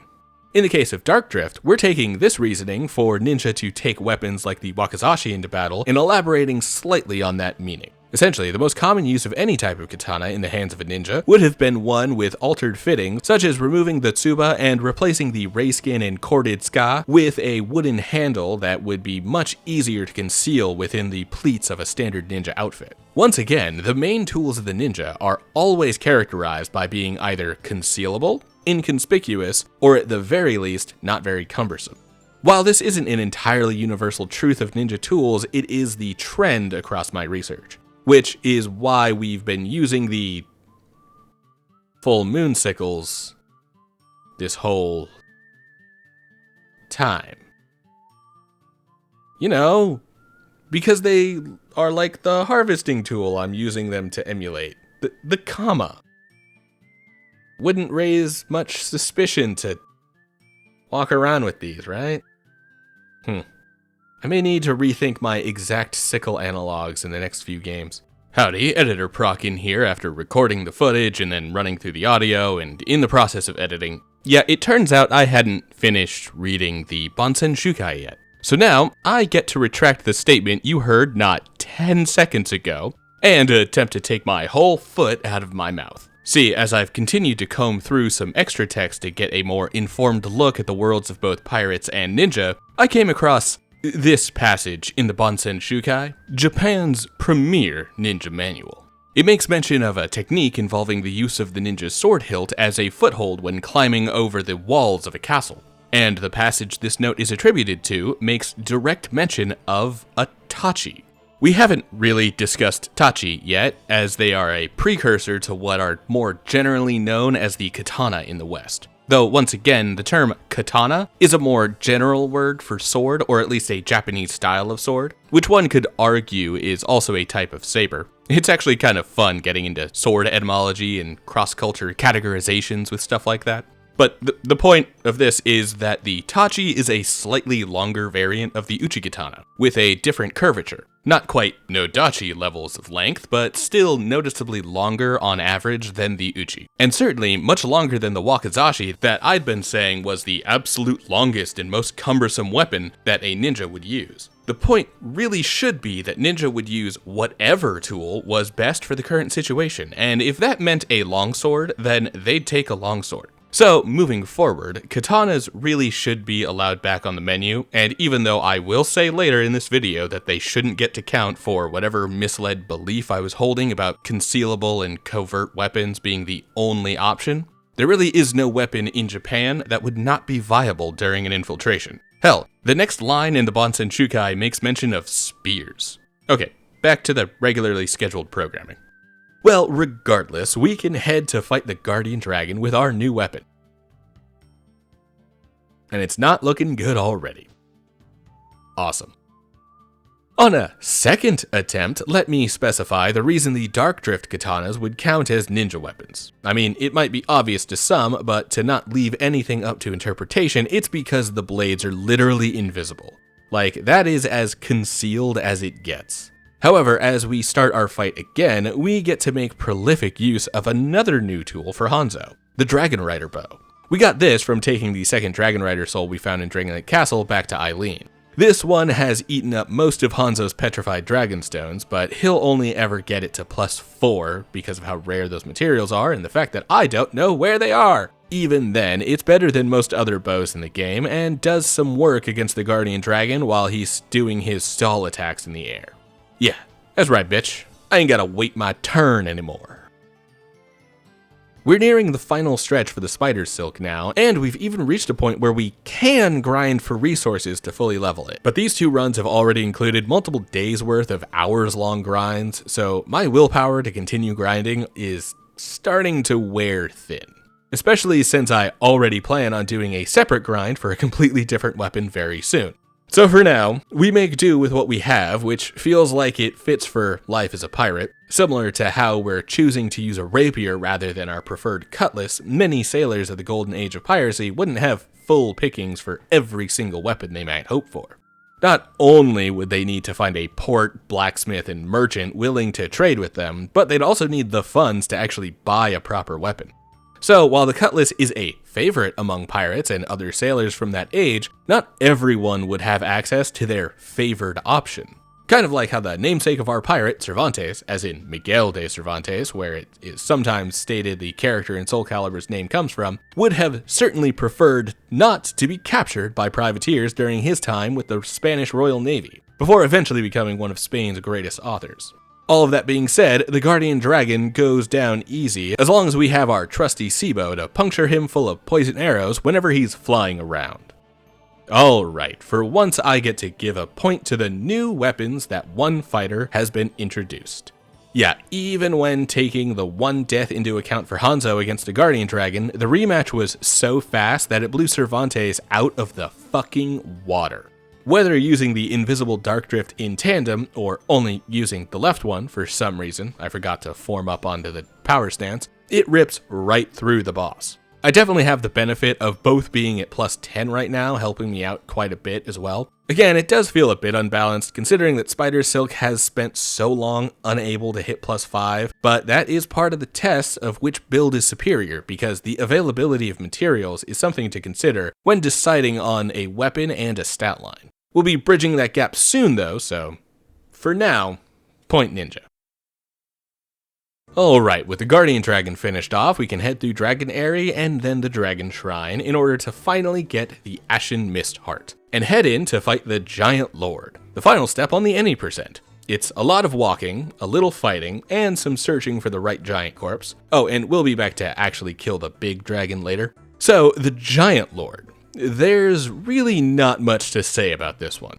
He really does fight exactly like the last of the giants, so there's really nothing to worry about here, especially now that we're actually power stancing the two Dark Drifts. There's another aspect of power stancing that really can't be overlooked. Two of the same weapon seems to always be better than trying to mix and match weapons. Sometimes even of the same type, as I learned with the 2 daggers from earlier in Hanzo's run. For now though, the Giant Lord goes down incredibly easily, and we can start to work towards finishing the game. Again, the Giant Lord is nothing if not easy. There's absolutely no way I'd ever struggle again. I don't want to hear it. Grr. Okay, so that death was on me, not on Cervantes. That was an incredibly stupid time to heal, and this was also the exact fight where I learned that the work hook was nerfing my agility for some reason. So in full defense of Cervantes, the build is not the reason I fucked up here. My lack of attention to my own stats and quickly healing at an inopportune moment are the reasons for that death. That being said though, even when I start using the kit more properly, it still falls short of the twin dark drifts. It shouldn't really be a surprise, to be honest, considering that the full moon sickles were already kicking the spider silk's ass, but the upgrade to twin dark drifts is absolutely going to beat this weapon out forever. So yeah, another point ninja. Alright, with the Giant Lord downed, we can head to the end and finish off the game, but these runs don't end at any percent. If we're really going to test these builds, then we need to do all, or in this case most, bosses. It's really going to bite me in the ass when I take this run into Elden Ring, isn't it? Well, at least these videos are a blast to make. So, how does Hanzo deal with Dark Lurker? Well, first we might want to look at how he handles the Dark Chasm of Old. It goes fine. I mean, I get through it, but the saving grace of this kit comes down mostly to the Dragonrider bow. The katanas are fine, but they really aren't specifically geared to fight NPCs. That's not to say that I'm really at a disadvantage at all for fighting my way through the area, but I also don't really have the stagger potential or the big smashies of a heavy hammer to make sure that my opponents can't attack me back. Instead, I need to get my actual combo started up before sticking an enemy in place, but I can still do some nice hit and runs. Then we get to the Dark Lurker himself, who does, surprisingly, kill me. The biggest problem here comes more from a lack of familiarity with the fight that used to be known as the most difficult encounter in DS2 pre-DLC. I will say that I kind of understand that hype a little bit, but that's mostly because DS2's bosses are pretty easy. I'd also comment on the run back required to reattempt it, but I'm supposed to not complain about this game. So I'll leave it at empty silence.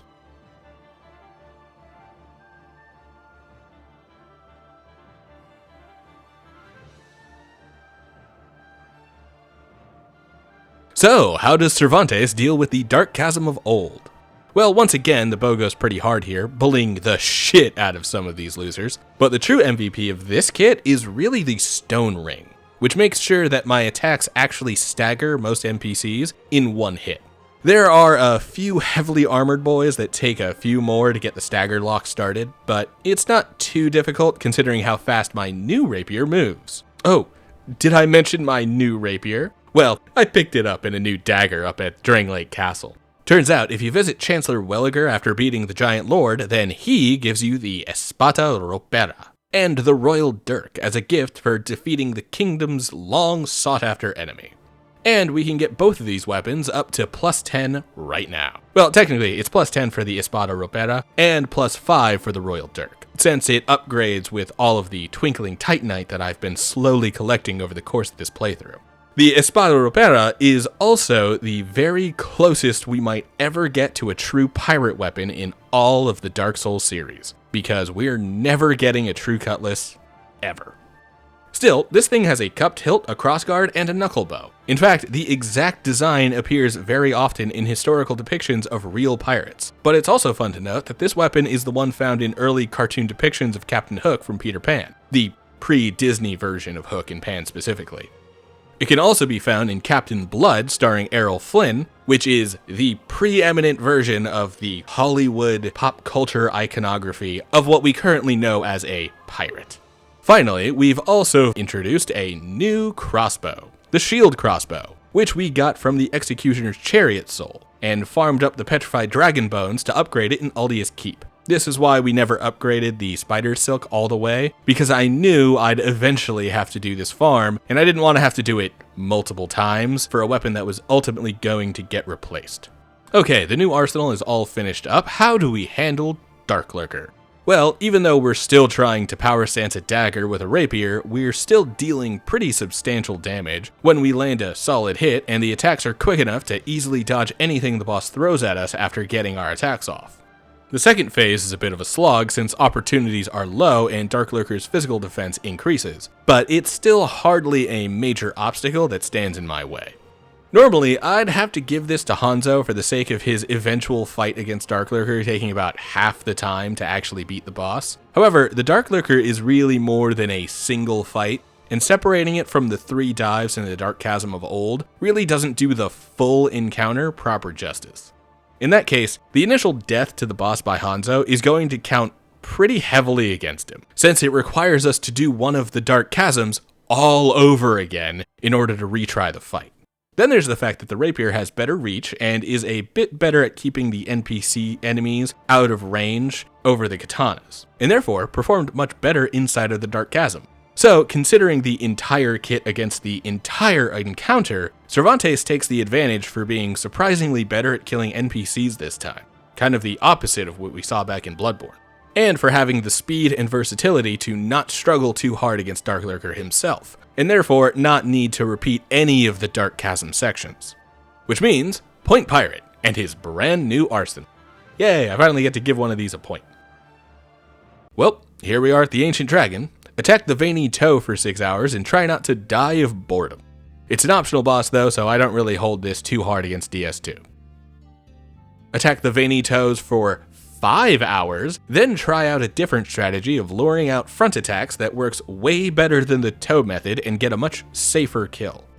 Yeah, I pull that toe strat from the fact that I watch a lot of Dark Souls content, and I even enjoy watching people play Dark Souls 2, usually to see them suffer. But I have no idea where this strategy comes from. Is it faster? Do some people find it safer? Because, it hasn't been in my experience. The strat from the pirate run never got me hit again for the rest of the fight after I started attacking him from the front. Meanwhile, it's like 50-50 if I'll get burned by the flying fire breath if I'm standing by his toes. And once we get to the edge of the map, it's an insta-kill because he'll knock me off the cliff. This felt much safer, and so yeah, that's a free point to the pirate. Sorry, Hanzo, if I was smarter, I'd have tried it earlier. Ooh, fun, it's Vendrick time. Stab him in the butt for 6 hours and try not to die. No points, this is for lore, not for fun. Moving on. And now it's finally time to head into the DLC, starting with Crown of the Sunken King. This means that our next fight is Elena. Because as a quick reminder, we're not doing the gank squad. That's the price for me not insulting DS2. So let's make everyone happy and let me keep my cool and not fight the absolute worst fight ever designed. This damage is honestly kind of surprising. FromSoft tends to really up the health and defenses on bosses in the DLCs, really pushing them to be extremely tanky. But I guess that wouldn't really fit for a squalid queen like Ilana. Also, was someone in the dev team going through a rough breakup? Because why are there always these evil queens that come to destroy once mighty kingdoms in the lore of this game? I'm kidding, I don't really know the lore enough to make a definitive assessment of these characters and their implications. Either way, Hanzo gets a surprisingly easy time with Ilana, especially since she seems to not care to summon the bell end to come flatten me. I should also probably address the hat I've got on. So in ninja lore, things are cool. Like this hat. The Dragon Scholar hood is cool. That's the end of it. I wanted to wear the cool hat. Cervantes does not get as lucky as Hanzo did, at least not in the case of eating some of those dark balls and getting absolutely slammed as a result. We do manage to get through the fight without Velstadt getting summoned as well, which probably has a lot to do with how much damage we're doing here. We're mostly getting through the fight fast enough that Ilana doesn't really get the chance to try to summon the bell end in the first place. Honestly, a decent showing for the Espada Ropera as we start to jump into the most difficult parts of the game. Yeah, while we haven't run the course for fun bosses, we've basically run the course of most interesting things there are to say about either the pirate or the ninja's builds. At this point, we're in the final stretch and we can basically rush a bit through the scoring. And at this point, Hanzo's damage is outpacing Cervantes's, and he even manages to get the kill in one attempt as opposed to two. So, point ninja. This is already not looking good for Cervantes moving forward. Considering how brittle katanas are and how corrosive Sin's hide is, I was pretty scared about coming into this dragon fight with only the twin dark drifts to fall back on.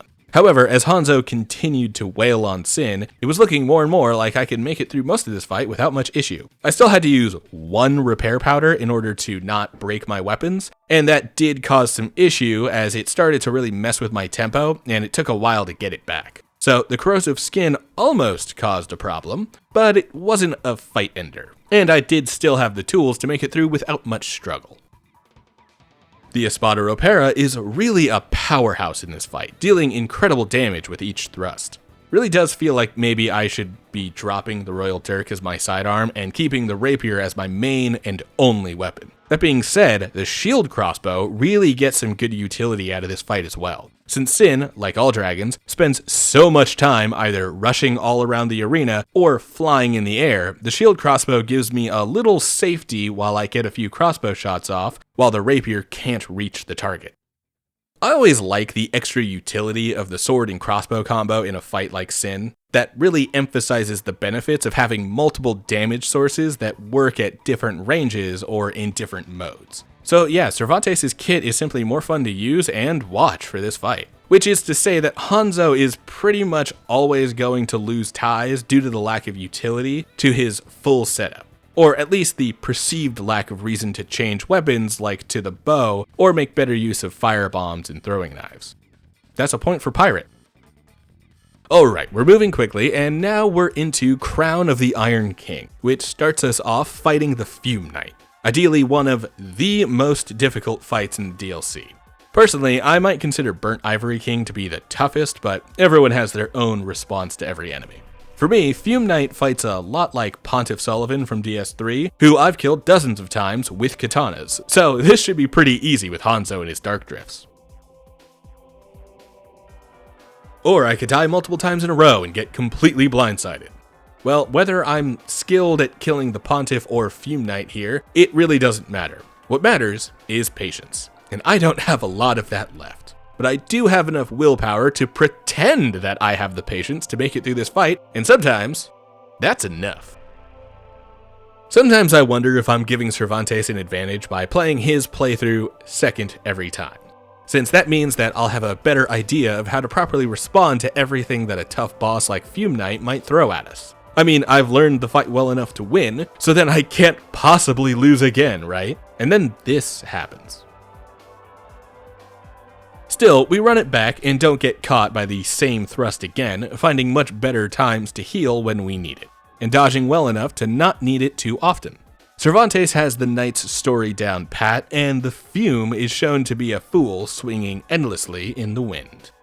Honestly, Fume Knight is sick, and this was fun regardless of the build, point for both. No one gets any glory over the other.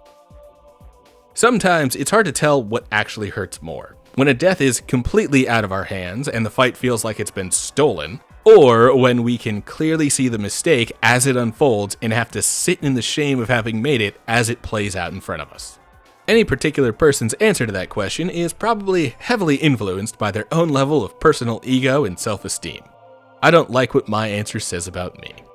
On a second attempt, however, this doesn't really go all that terrible. Although I will say that Blue Smelter Demon is very tanky, and this fight can really take some time to get through. So the tension builds for a while, with me hoping to whoever will listen that we don't have to do this run back again. At this point, I've pretty much completely given up on that Royal Dirk, and I've been keeping the shield crossbow on as my secondary weapon. This way I can get a lot better DPS out of the Espada Ropera. Plus, the crossbow continues to give me a convenient option to get some range damage in during the downtime while I wait for the boss to actually come within range. And best of all, Cervantes doesn't die with only like 3 hits left to go. Wonder how that will factor into his score. This was something that came up in the DS1 video of this run, with the crossbow versus the bow. I know I gave Cervantes a bow in this round to handle the enemies hanging around each area, but it really doesn't come in handy during boss fights. mostly because it's cumbersome to swap out into it. This is the same reason why Hanzo keeps failing to get any considerable help from the bow that he has in his inventory, but never brings into any bosses either. It was a little easier back in the DS1 run to have a bow ready on Hanzo's back, while he two-handed the katanas in that game. But even that means having to undo the two-handing, then swap to the bow into the ready position, then either aim and fire or rely on the lock-on to line up my targets. That gets worse in DS2, which is ideally the only Dark Souls title with legitimate power stancing. A handful of dual-wieldable weapons in DS3 really doesn't count the same as the depth of the mechanic in this game. So I want to use the mechanics of the game to their fullest, and that means relying mostly on the power stance. And for both the Dark Drifts and the Full Moon Sickles for Hanzo, it had actually been a massive advantage to be using two weapons at once, dealing considerable damage. However, it does mean that his ranged options suffer in a way that Cervantes' doesn't, since the crossbow being available in the offhand is emblematic of the pirate combat style already. And in cases like against the Smelter Demon, that means that the convenience of how their toolsets work gives the point to the pirate for being able to use that crossbow mostly at any time. And to finish off the only DLC where I'm actually planning on fighting all three bosses, we've got Sir Alon, a true contender for the best fight in the game, stuck behind a runback that exists. I'm not gonna lie, something about this fight right here feels right. I mean, it makes sense, right? It's like the vibe when Cervantes faced off against Velstadt, or hell, even Ilana. The pirate versus the crown. Only now, it's the peasant versus the feudal lord. Hanzo versus Sir Alon might be a hard-fought victory, but it is a victory well-earned, and each crossing of blades holds the enigmatic atmosphere of a duel in Akira Kurosawa's cinematic repertoire. No notes. Well, one note, but I'm trying to be nice to DS2, so no notes. Cervantes versus Sir Alon felt so wrong that I forgot to fight him until I'd already full cleared the rest of the game and had to come back to finish him off now.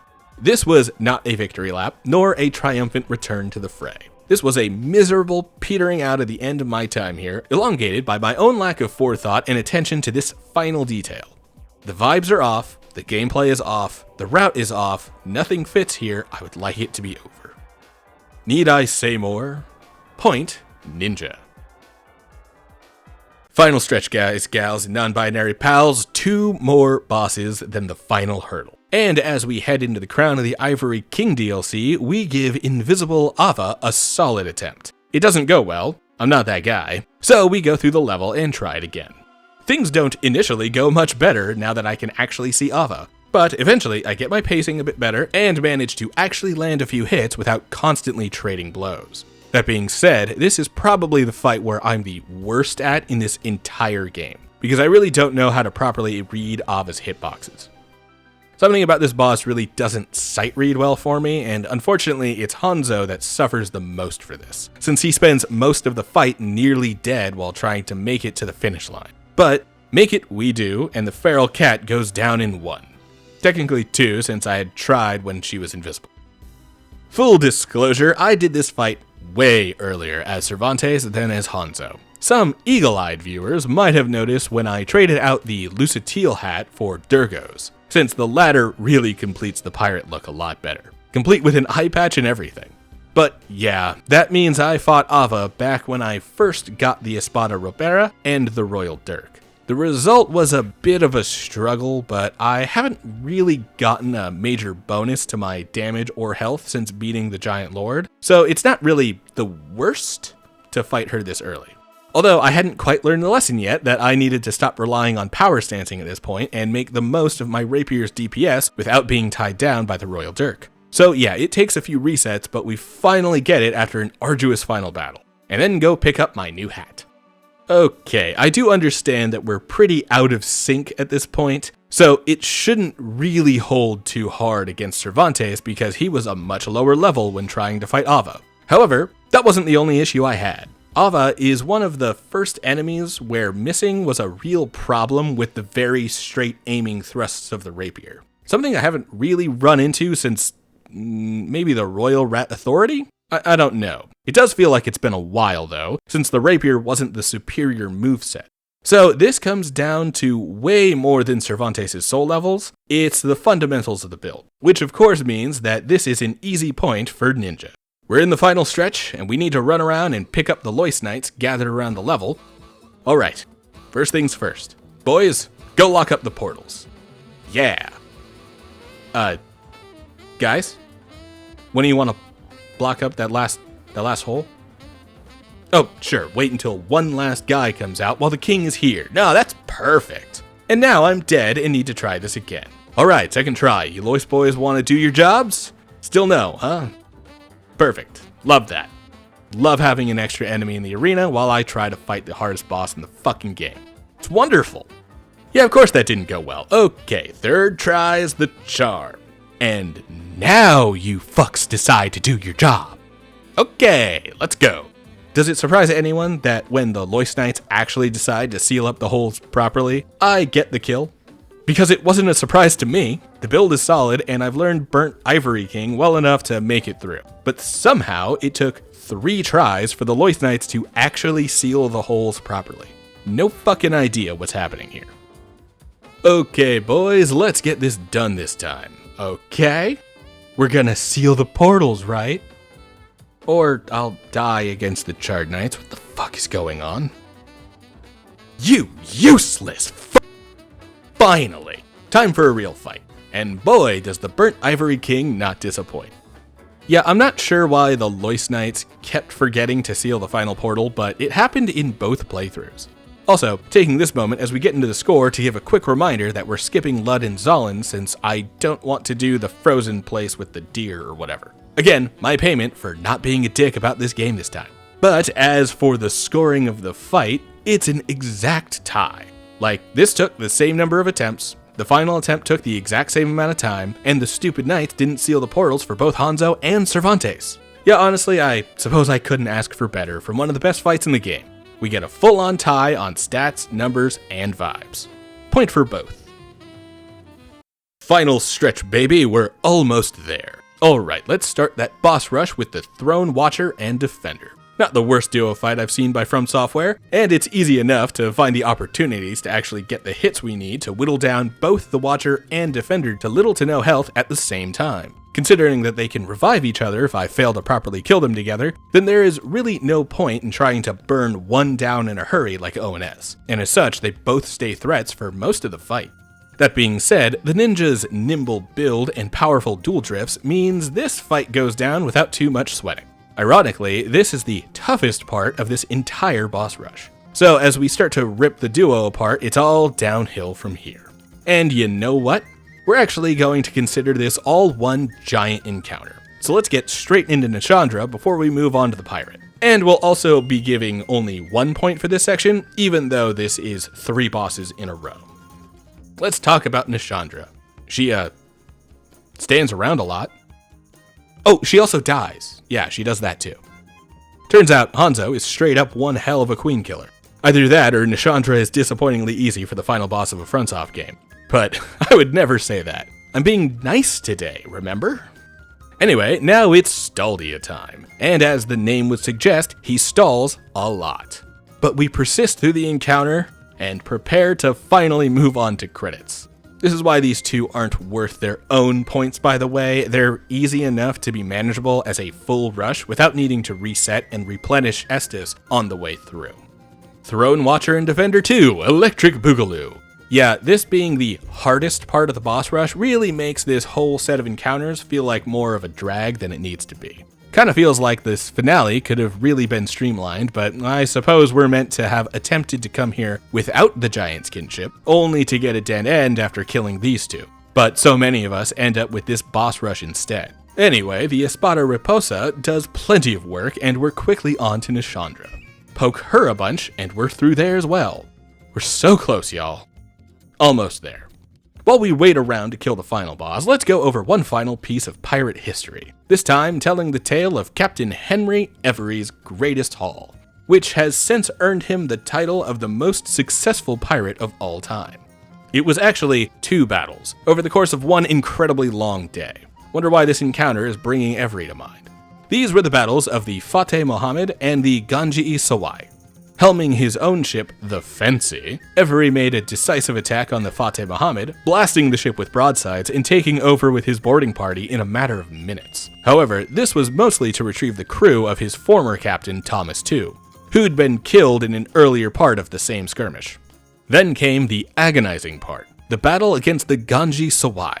Though a swift blow had been made to the Indian treasure ship's mast early in the encounter, the naval vessel was manned by nearly double the crew, all coming from India's naval forces at the time. Still, even with the pirates hopelessly outnumbered, they fought for 2 straight hours on board the Ganji Sawai.